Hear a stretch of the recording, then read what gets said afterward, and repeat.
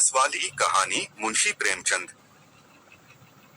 मुलिया हरी हरी घास का गट्ठा लेकर आई तो उसका गेहुआ रंग कुछ तमतमाया हुआ था और बड़ी बड़ी मतभरी आंखों में शंका समाई हुई थी। महावीर ने उसका तमतमाया हुआ चेहरा देखकर पूछा, क्या है मुलिया, आज कैसा जी है? मुलिया ने कुछ जवाब न दिया, उसकी आंखें डबडबा गईं। महावीर ने समीप आकर पूछा, क्या हुआ है, बताती क्यों नहीं? किसी ने कुछ कहा है, अम्मा ने डांटा है, क्यों इतनी उदास है? मुलिया ने सिसककर कहा, कुछ नहीं, हुआ क्या है, अच्छी तो हूँ। महावीर ने मुलिया को सिर से पांव तक देखकर कहा, चुपचाप रोएगी, बताएगी नहीं। मुलिया ने बात टालकर कहा, कोई बात भी हो, क्या बताऊं? मुलिया इस उसर में गुलाब का फूल थी। गेहुआ रंग था, हिरन की सी आंखें, नीचे खिंचा हुआ चिबुक, कपोलों पर हल्की लालिमा, बड़ी बड़ी नुकीली पलकें, आंखों में एक विचित्र आर्द्रता, जिसमें एक स्पष्ट वेदना, एक मूक व्यथा झलकती रहती थी। मालूम नहीं, चमारों के इस घर में वह अप्सरा कहाँ से आ गई थी। क्या उसका कोमल फूल सा गात इस योग्य था कि सर पर घास की टोकरी रखकर बेचने जाती? उस गांव में भी ऐसे लोग मौजूद थे जो उसके तलवे के नीचे आंखें बिछाते थे, उसकी एक चितवन के लिए तरसते थे, जिनसे अगर वह एक शब्द भी बोलती तो निहाल हो जाते, लेकिन उसे आए साल भर से अधिक हो गया, किसी ने उसे युवकों की तरफ ताकते या बातें करते नहीं देखा। वह घास लिए निकलती तो ऐसा मालूम होता मानो उषा का प्रकाश सुनहरे आवरण में रंजित अपनी छटा बिखेरता जाता हो। कोई गजले गाता, कोई छाती पर हाथ रखता, पर मुलिया नीची आंख किए अपनी राह चली जाती। लोग हैरान होकर कहते, इतना अभिमान, महावीर में ऐसे क्या सुरखाब के पर लगे हैं, ऐसा अच्छा जवान भी तो नहीं, न जाने यह कैसे उसके साथ रहती है। मगर आज ऐसी बात हो गई जो इस जाति की और युवतियों के लिए चाहे गुप्त संदेश होती, मुलिया के लिए हृदय का शूल थी। प्रभात का समय था, पवन आम की बौर की सुगंधी से मतवाला हो रहा था, आकाश पृथ्वी पर सोने की वर्षा कर रहा था। मुलिया सिर पर झुआ रखे घास छीलने चली तो उसका गेहुआ रंग प्रभात की सुनहरी किरणों से कुंदन की तरह दमक उठा। एकाएक युवक चैन सिंह सामने से आता हुआ दिखाई दिया। मुलिया ने चाहा कि कतराकर निकल जाए, मगर चैन सिंह ने उसका हाथ पकड़ लिया और बोला, मुलिया, तुझे क्या मुझ पर जरा भी दया नहीं आती? मुलिया का वह फूल सा खिला हुआ चेहरा ज्वाला की तरह दहक उठा। वह जरा भी नहीं डरी, जरा भी न झिझकी, झुआ जमीन पर गिरा दिया और बोली, मुझे छोड़ दो, नहीं मैं चिल्लाती हूँ। चैन सिंह को आज जीवन में एक नया अनुभव हुआ। नीची जातों में रूप माधुर्य का इसके सिवा और काम ही क्या है कि वह ऊंची जात वालों का खिलौना बने। ऐसे कितने ही मार्ग उसने जीते थे, पर आज मुलिया के चेहरे का वह रंग, उसका वह क्रोध, वह अभिमान देखकर उसके छक्के छूट गए। उसने लज्जित होकर उसका हाथ छोड़ दिया। मुलिया वेग से आगे बढ़ गई। संघर्ष की गर्मी में चोट की व्यथा नहीं होती, पीछे से टीस होने लगती है। मुलिया जब कुछ दूर निकल गई तो क्रोध और भय तथा अपनी बेकसी को अनुभव करके उसकी आंखों में आंसू भर आए। उसने कुछ देर जब्त किया, फिर सिसक कर रोने लगी। अगर वह इतनी गरीब न होती तो किसी की मजाल थी कि इस तरह उसका अपमान करता। वह रोती जाती थी और घास छीलती जाती थी। महावीर का क्रोध वह जानती थी। अगर उससे कह दे तो वह इस ठाकुर के खून का प्यासा हो जाएगा, फिर न जाने क्या हो। इस ख्याल से उसके रोए खड़े हो गए। इसीलिए उसने महावीर के प्रश्नों का कोई उत्तर न दिया। दूसरे दिन मुलिया घास के लिए न गई।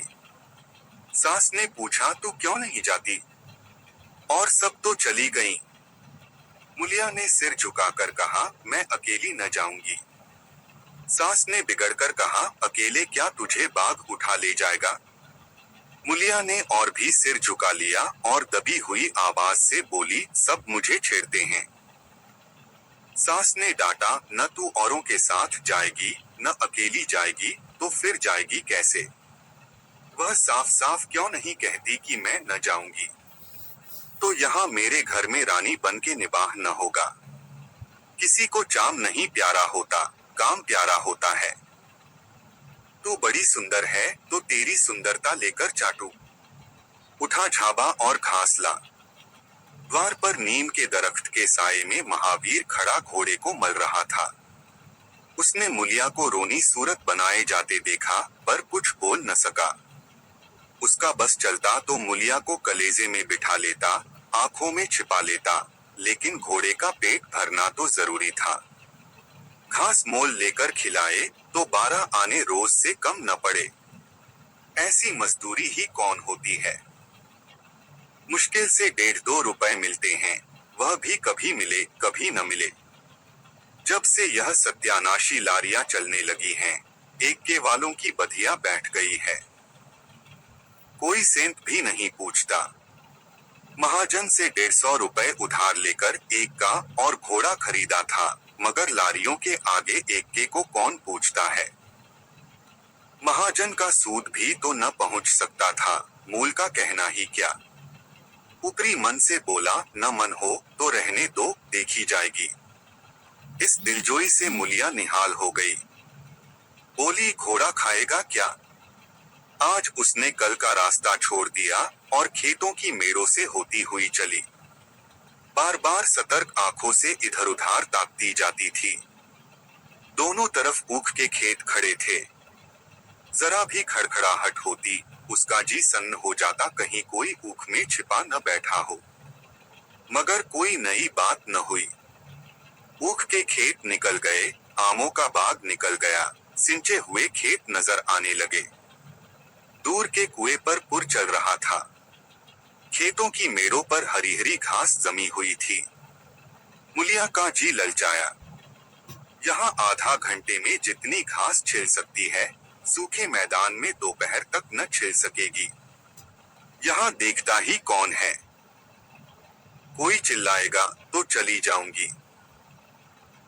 वह बैठकर घास छीलने लगी और 1 घंटे में उसका झाबा आधे से ज्यादा भर गया। वह अपने काम में इतनी तन्मय थी कि उसे चैन सिंह के आने की खबर ही न हुई। एकाएक उसने आहट पाकर सिर उठाया तो चैन सिंह को खड़ा देखा। मुलिया की छाती धक से हो गई। जी में आया भाग जाए, झाबा उलट दे और खाली झाबा लेकर चली जाए, पर चैन सिंह ने कई गज के फासले से ही रुककर कहा, डर मत, भगवान जानता है। मैं तुझसे कुछ न बोलूंगा। जितनी घास चाहे छील ले, मेरा ही खेत है।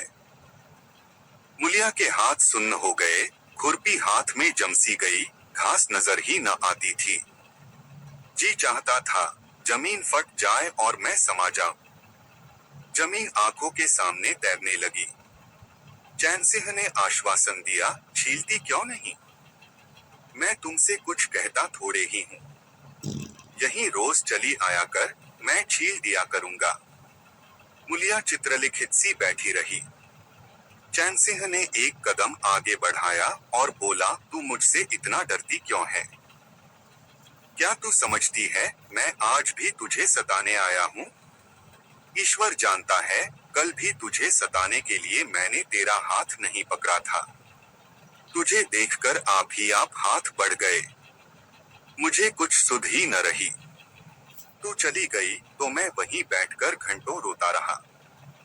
जी में आता था हाथ काट डालूं। कभी जी चाहता था जहर खा लूं। तभी से तुझे ढूंढ रहा हूँ, आज तू इस रास्ते से चली आई। मैं सारा हार छानता हुआ यहाँ आया हूँ। अब जो सजा तेरे जी में आवे दे दे। अगर तू मेरा सिर भी काट ले तो गर्दन न हिलाऊंगा। मैं शोहदा था, लुच्चा था, लेकिन जब से तुझे देखा है, मेरे मन से सारी खोट मिट गई है। अब तो यही जी में आता है कि तेरा कुत्ता होता और तेरे पीछे पीछे चलता, तेरा घोड़ा होता, तब तो तू अपने हाथों से मेरे सामने घास डालती। किसी तरह यह चोला तेरे काम आवे, मेरे मन की यह सबसे बड़ी लालसा है।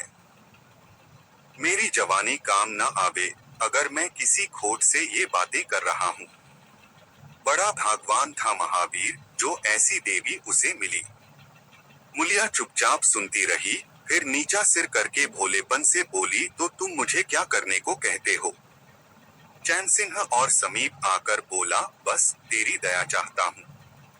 मुलिया ने सिर उठाकर उसकी ओर देखा। उसकी लज्जा न जाने कहाँ गायब हो गई। चुभते हुए शब्दों में बोली, तुमसे एक बात कहूँ, बुरा तो न मानोगे? तुम्हारा ब्याह हो गया है या नहीं? चैन सिंह ने दबी जबान से कहा, ब्याह तो हो गया, लेकिन ब्याह क्या है, खिलवाड़ है। मुलिया के होठों पर अवहेलना की मुस्कुराहट झलक पड़ी, बोली, फिर भी अगर मेरा आदमी तुम्हारी औरत से इसी तरह बातें करता, तो तुम्हें कैसा लगता? तुम उसकी गर्दन काटने पर तैयार हो जाते कि नहीं? बोलो, क्या समझते हो कि महावीर चमार है तो उसकी देह में लहू नहीं है, उसे लज्जा नहीं है, अपने मर्यादा का विचार नहीं है? मेरा रूप रंग तुम्हें भाता है क्या? घाट के किनारे मुझसे कहीं सुंदर औरतें नहीं घूमा करती? मैं उनके तलवों की बराबरी भी नहीं कर सकती। तुम उसमें से किसी से क्यों नहीं दया मांगते? क्या उनके पास दया नहीं है? मगर वहां तुम न जाओगे, क्योंकि वहां जाते तुम्हारी छाती दहलती है। मुझसे दया मांगते हो, इसलिए न कि मैं चमारिन हूँ, नीच जाति हूँ, और नीच जाति की औरत जरासी घुड़की धमकी व जरासी लालच से तुम्हारी मुट्ठी में आ जाएगी। कितना सस्ता सौदा है। ठाकुर हो न, ऐसा सस्ता सौदा क्यों छोड़ने लगे? चैन सिंह लज्जित होकर बोला, मूला, यह बात नहीं। मैं सच कहता हूँ, इसमें ऊंच नीच की बात नहीं है। सब आदमी बराबर हैं। मैं तो तेरे चरणों पर सिर रखने को तैयार हूँ। मुलिया, इसीलिए न कि जानते हो, मैं कुछ कर नहीं सकती। जाकर किसी खतरानी के चरणों पर सिर रखो, तो मालूम हो कि चरणों पर सिर रखने का क्या फल मिलता है। फिर यह सिर तुम्हारी गर्दन पर न रहेगा।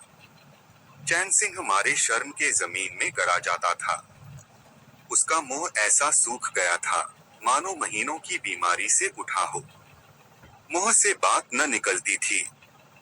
मुलिया इतनी वाकपटु है, इसका उसे गुमान भी न था। मुलिया फिर बोली, मैं भी रोज बाजार जाती हूँ। बड़े बड़े घरों का हाल जानती हूँ। मुझे किसी बड़े घर का नाम बता दो, जिसमें कोई साइस, कोई कोचवान, कोई कहार, कोई पंडा, कोई महाराज न घुसा बैठा हो।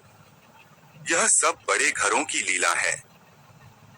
और वह औरतें जो कुछ करती हैं, ठीक करती हैं। उनके घर वाले भी तो चमारिनों और कहारिनों पर जान देते फिरते हैं। लेना देना बराबर हो जाता है। बेचारे गरीब आदमियों के लिए यह बातें कहा। मेरे आदमी के लिए संसार में जो कुछ हूँ, मैं हूँ। वह किसी दूसरी मेहरिया की ओर आंख उठाकर भी नहीं देखता। संयोग की बात है कि मैं तनिक सुंदर हूँ, लेकिन मैं काली क्लूटी भी होती, तब भी वह मुझे इसी तरह रखता। इसका मुझे विश्वास है। मैं चमारिन होकर भी इतनी नीच नहीं हूँ कि विश्वास का बदला खोट से दूं। हाँ, वह अपने मन की करने लगे, मेरी छाती पर मूंग दलने लगे, तो मैं भी उसकी छाती पर मूंग दलूंगी। तुम मेरे रूप ही के दीवाने हो ना। आज मुझे माता निकल आए, कानी हो जाऊं, तो मेरी ओर ताकोगे भी नहीं। बोलो, झूठ कहती हूँ? चैन सिंह इनकार न कर सका। मुलिया ने उसी गर्व से भरे हुए स्वर में कहा, लेकिन मेरी एक नहीं, दोनों आंखें फूट जाएं, तब भी वह मुझे इसी तरह रखेगा। मुझे उठावेगा, बैठावेगा, खिलावेगा। तुम चाहते हो मैं ऐसे आदमी के साथ कपट करूं? जाओ, अब मुझे कभी न छेड़ना, नहीं अच्छा न होगा। जवानी जोश है, बल है, दया है, साहस है, आत्मविश्वास है, गौरव है, और सब कुछ जो जीवन को पवित्र, उज्ज्वल और पूर्ण बना देता है। जवानी का नशा घमंड है, निर्दयता है, स्वार्थ है, शेखी है, विश्ववासना है, कटुता है, और वह सब कुछ जो जीवन को पशुता, विकार और पतन की ओर ले जाता है। चैन सिंह पर जवानी का नशा था। मुलिया के शीतल छींटों ने नशा उतार दिया। जैसे उबलती हुई चाशनी में पानी के छींटे पड़ जाने से फेन मिट जाता है, मैल निकल जाता है और निर्मल शुद्ध रस निकल आता है। जवानी का नशा जाता रहा, केवल जवानी रह गई। कामिनी के शब्द जितनी आसानी से दीन और ईमान को गारद कर सकते हैं, उतनी ही आसानी से उनका उद्धार भी कर सकते हैं। चैन सिंह उस दिन से दूसरा ही आदमी हो गया। गुस्सा उसकी नाक पर रहता था।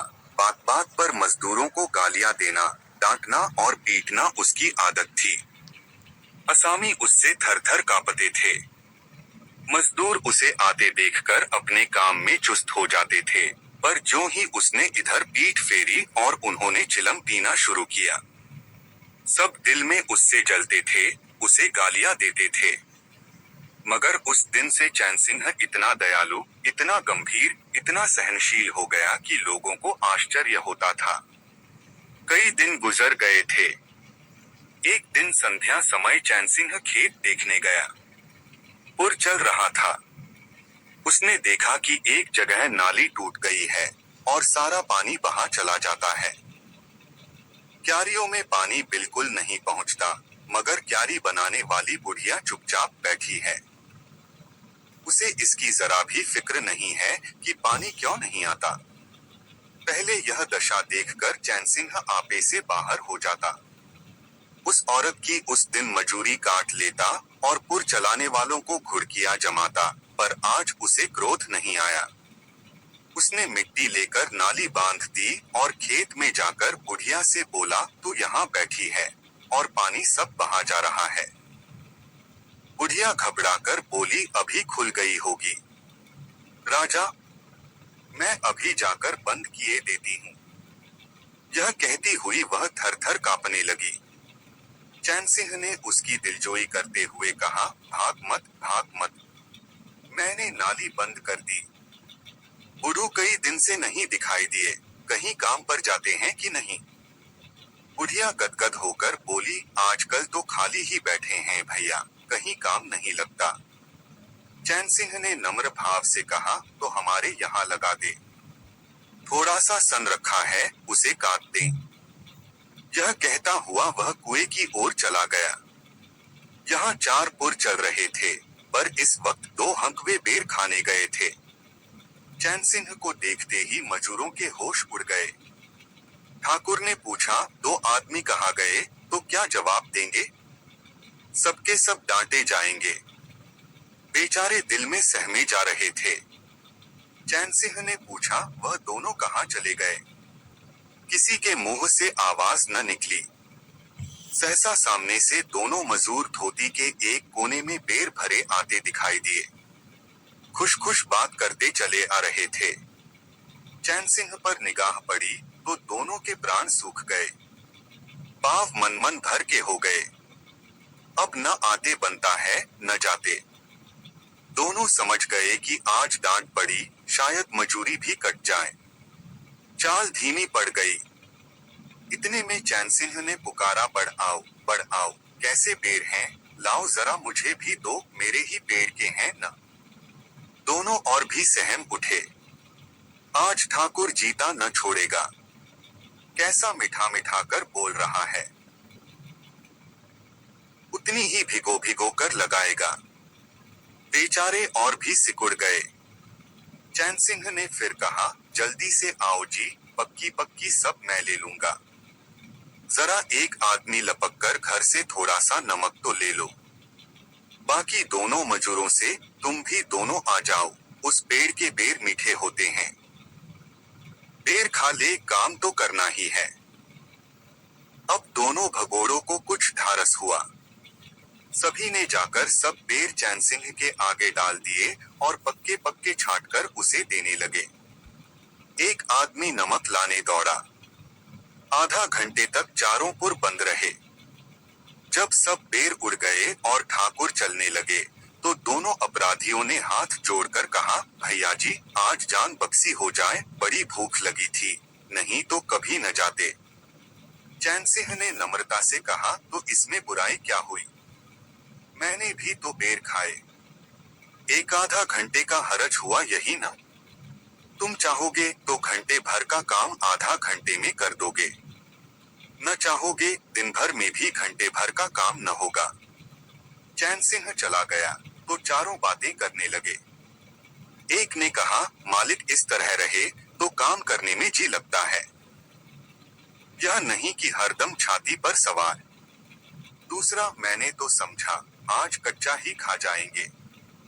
तीसरा, कई दिन से देखता हूँ मिजाज नरम हो गया है। चौथा, सांझ को पूरी मजूरी मिले तो कहना। पहला, तुम तो हो गोबरगनेस, आदमी का रुख नहीं पहचानते। दूसरा, अब खूब दिल लगाकर काम करेंगे। तीसरा, और क्या? जब उन्होंने हमारे ऊपर छोड़ दिया तो हमारा भी धर्म है कि कोई कसर न छोड़े। चौथा, मुझे तो भैया ठाकुर पर अब भी विश्वास नहीं आता। एक दिन चैन सिंह को किसी काम से कचहरी जाना था।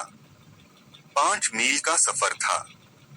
यूं तो वह बराबर अपने घोड़े पर जाया करता था, पर आज धूप बड़ी तेज हो रही थी। सोचा एक्के पर चला चलूं। महावीर को कहला भेजा मुझे लेते जाना। कोई 9 बजे महावीर ने पुकारा। चैन सिंह तैयार बैठा था। चटपट एक्के पर बैठ गया। मगर घोड़ा इतना दुबला हो रहा था, एक्के की गद्दी इतनी मैली और फटी हुई, सारा सामान इतना रद्दी कि चैन सिंह को उस पर बैठते शर्म आई। पूछा, यह सामान क्यों बिगड़ा हुआ है महावीर? तुम्हारा घोड़ा तो इतना दुबला कभी न था, क्या आजकल सवारियां कम है क्या? महावीर ने कहा, नहीं मालिक, सवारियां काहे नहीं है, मगर लारियों के सामने एक्के को कौन पूछता है। कहा 2-2.5-3 की मजूरी करके घर लौटता था, कहा अब 20 आने पैसे भी नहीं मिलते।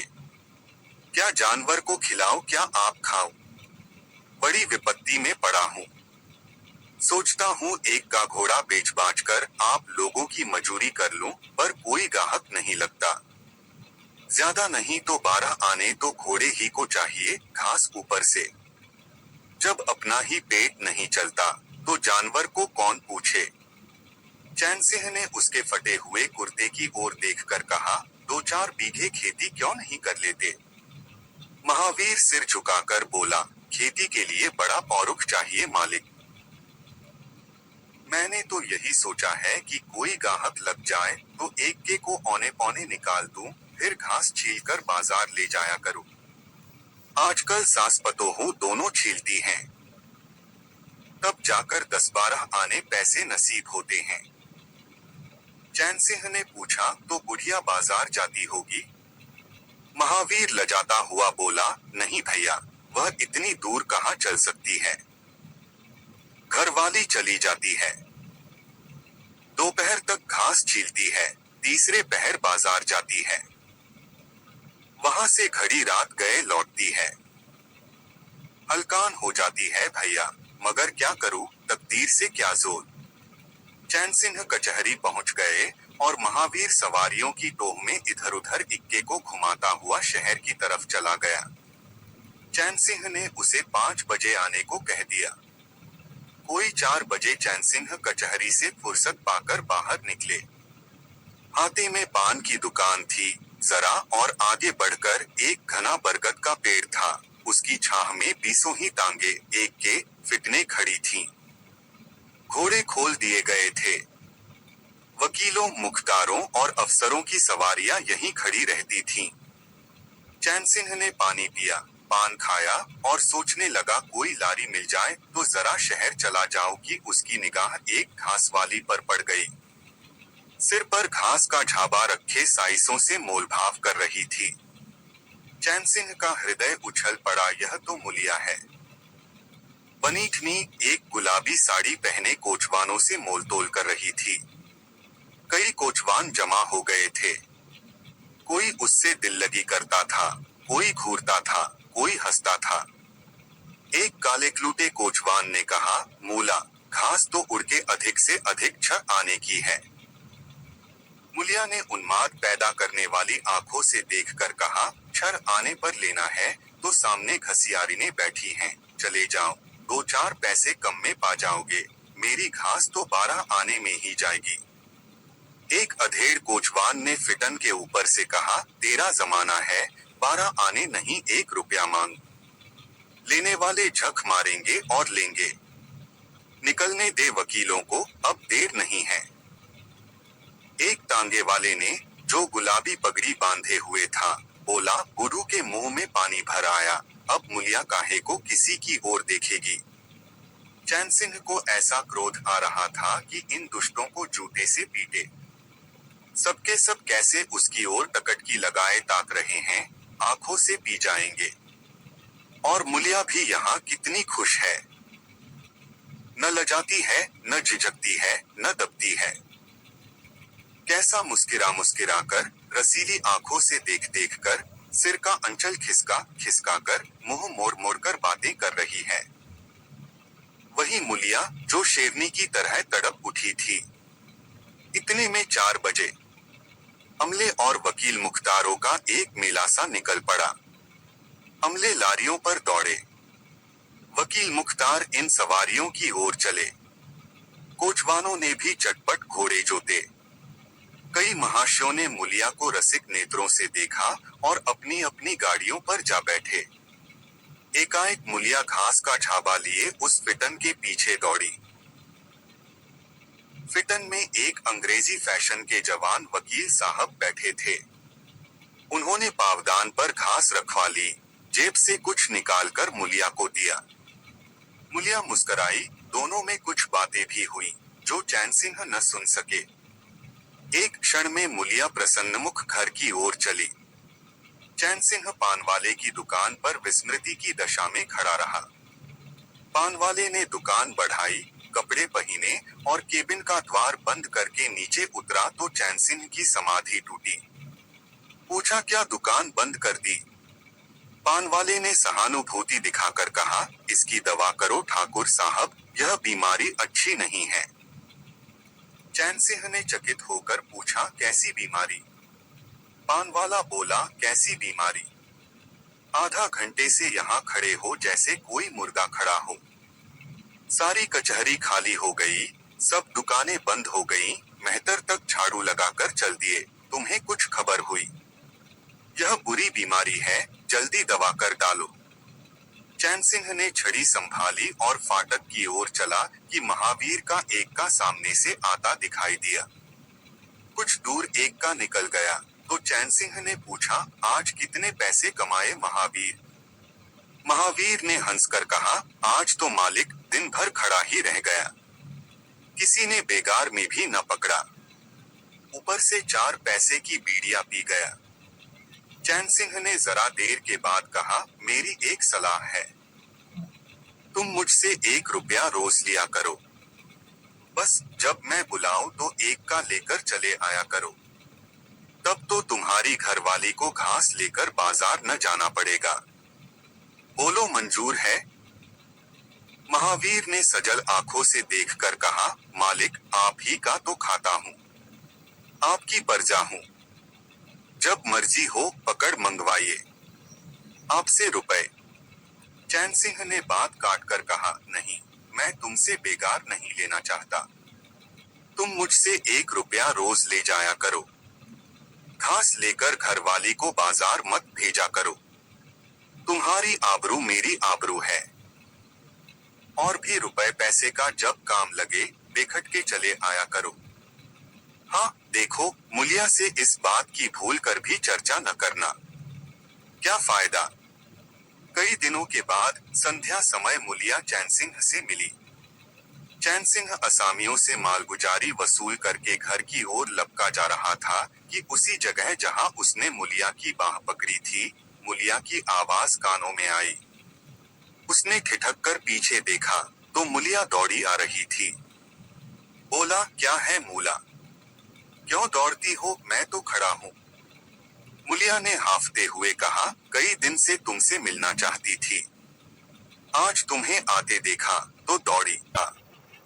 क्या महावीर ने तुझसे सब कह डाला? मैंने तो मना कर दिया था। वह मुझसे कोई बात नहीं छिपाता। दोनों एक क्षण चुप खड़े रहे। किसी को कोई बात न सूझती थी। एकाएक मुलिया ने मुस्कुराकर कहा, यहाँ तुमने मेरी बाह पकड़ी थी। चैन सिंह ने लज्जित होकर कहा, उसको भूल जाओ मूला। नहीं मुलिया, मैंने एक क्षण के लिए भी नहीं समझा। मुलिया मुस्कुराकर बोली, मुझे तुमसे यही आशा थी, और है। पवन सिंचे हुए खेतों में विश्राम करने जा रहा था। सूर्य निशा की गोद में विश्राम करने जा रहा था, और उस मलिन प्रकाश में चैन सिंह मुलिया की विलीन होती हुई रेखा को खड़ा देख रहा था।